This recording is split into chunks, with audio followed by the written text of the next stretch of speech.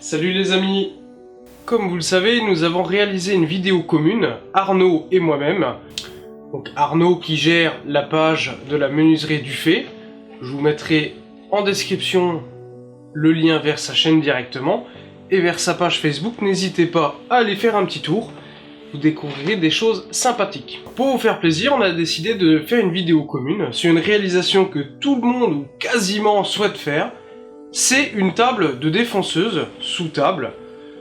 Donc là en l'occurrence c'est pour mettre en fixe, parce que j'ai un côté un petit peu feignant, ma défonceuse Triton, que je vous ai déjà présenté, vous verrez le petit lien qui va bien. Pourquoi j'ai choisi de mettre cette défonceuse sous table? Tout simplement parce qu'elle est étudiée pour être sous table, et c'est vraiment un pur bonheur de travailler avec cette machine sous table. Alors on a décidé de vous la faire en plusieurs parties, pour éviter que ça soit trop long, et puis d'essayer de faire plusieurs étapes, pour qu'en même temps vous puissiez la réaliser vous-même. Donc pour ce faire, vous êtes donc en train de visionner la première partie, qui est la réalisation du plateau du dessus, hors finition, ainsi que du guide, également hors finition. Alors vous verrez que ces parties-là ont été faites exclusivement par Arnaud, qui s'est filmé même tout seul, puisque on s'était bloqué une seule journée pour la réalisation complète de ce meuble, et c'était vraiment trop court, ce qui fait qu'Arnaud avait commencé sans moi, quelques jours avant. La seconde partie,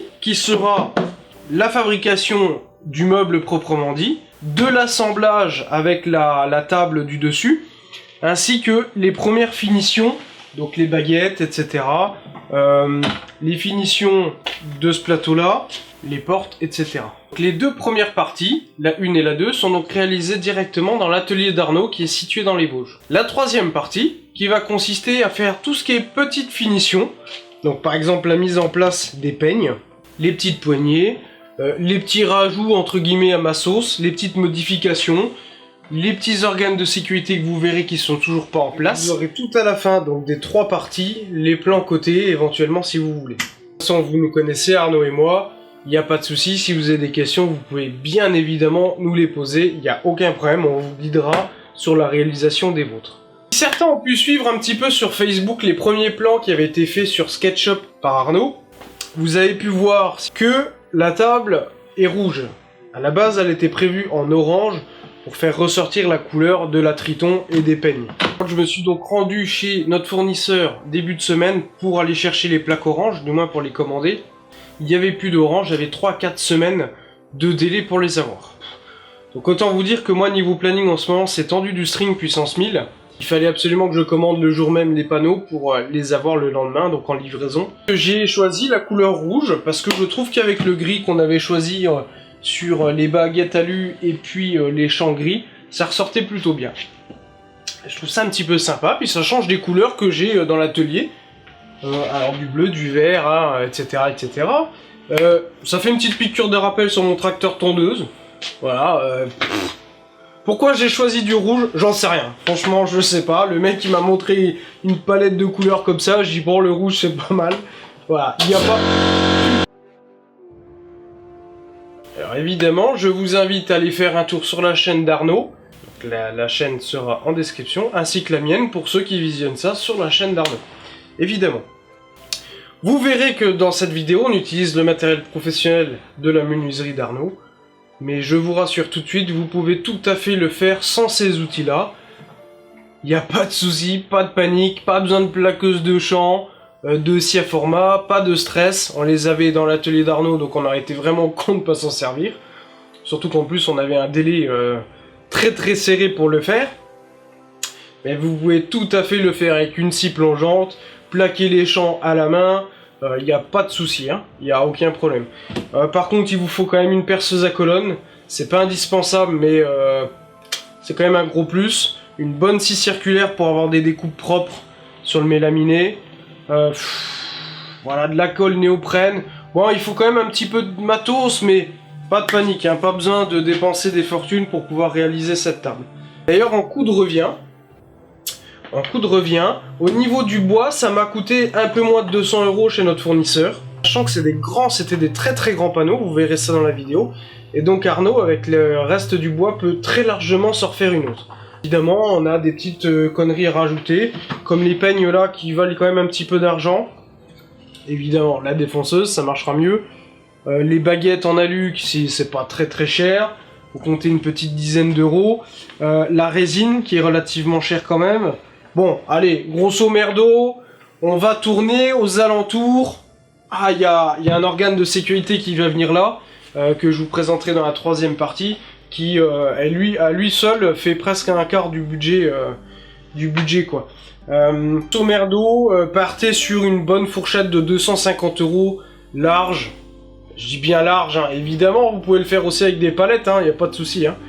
Mais prévoyez un petit budget de 250 euros, vous pourrez vous faire plaisir et faire quelque chose de qualité, avec de la bonne visserie,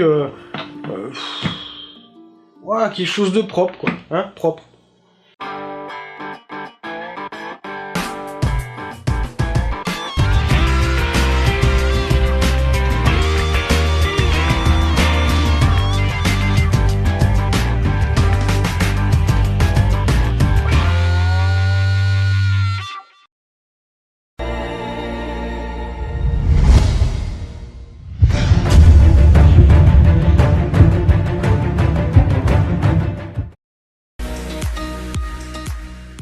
Lors de la livraison, nous avons eu la surprise de la taille des panneaux, alors que j'avais pourtant demandé qu'ils soient coupés en deux.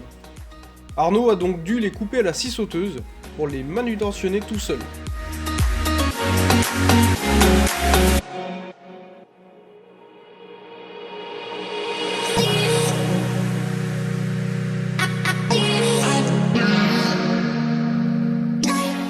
Ensuite, Arnaud commence les débits sur le MDF de 19 mm à l'aide de sa scie à format.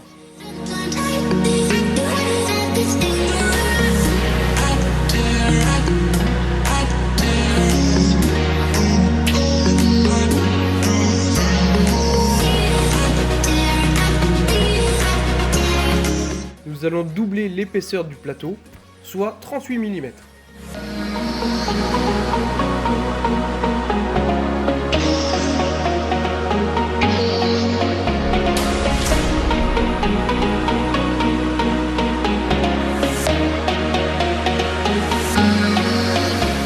À cette étape, Arnaud coupe la plaque en résine à l'aide de sa scie plongeante.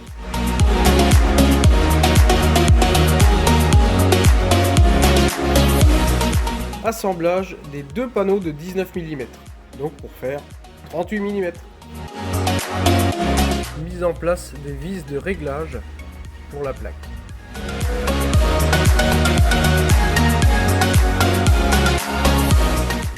Débit de la plaque en résine.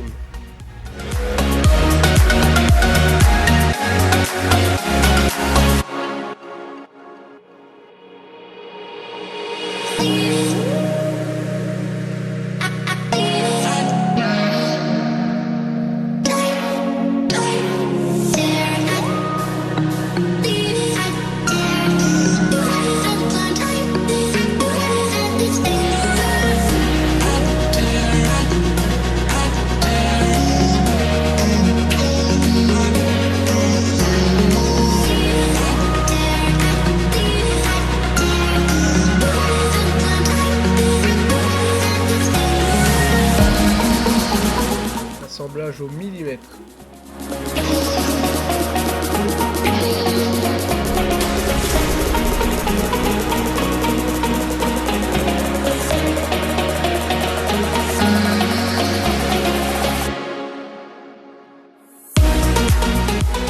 Cette étape, Arnaud prédécoupe la rainure pour le guide.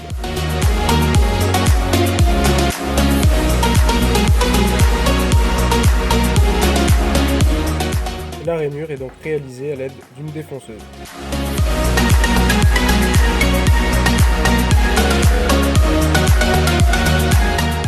Plaquage des champs sur le mélaminé qui nous servira pour le guide.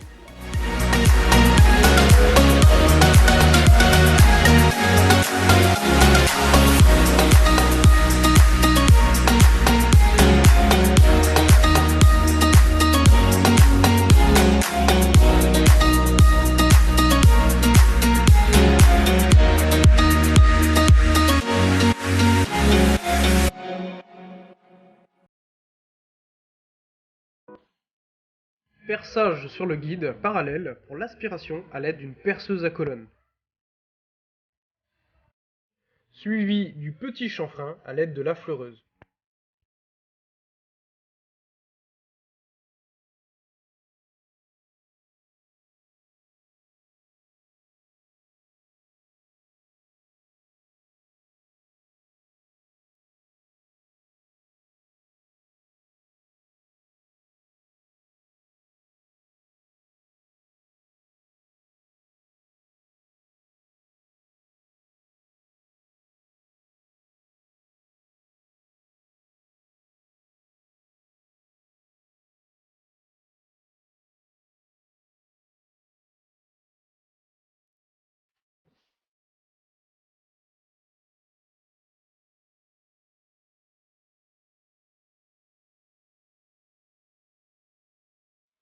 Allez, maintenant on passe sur les joues amovibles du guide. On enchaîne directement avec les petites rainures en T pour y installer les presseurs.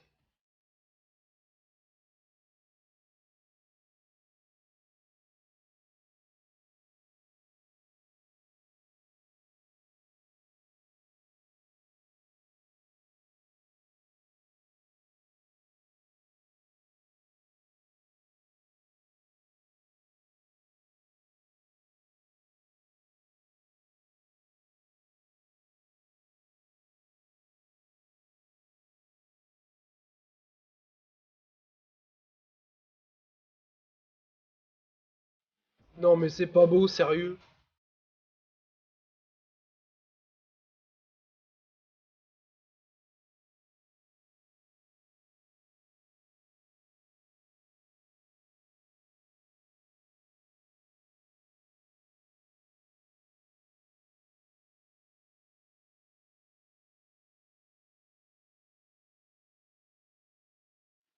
Allez, là on attaque sur le travail sur la plaque qui va donc recevoir la défonceuse.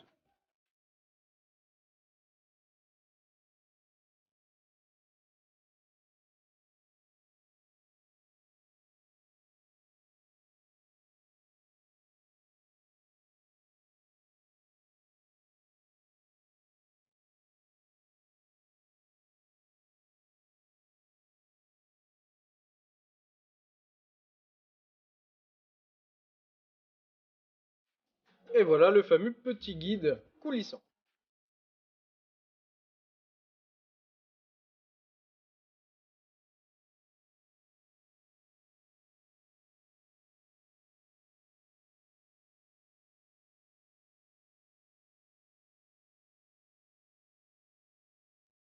Et voilà, la première partie est terminée. Alors si ça vous a plu, n'hésitez pas à vous abonner sur la chaîne d'Arnaud et à la mienne, ça nous ferait vraiment très plaisir.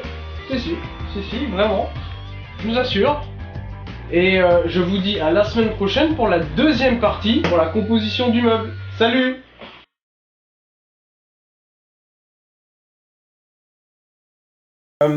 Mais grosso 1, 2, 3, grosso mardo, pour la composition. Aïe!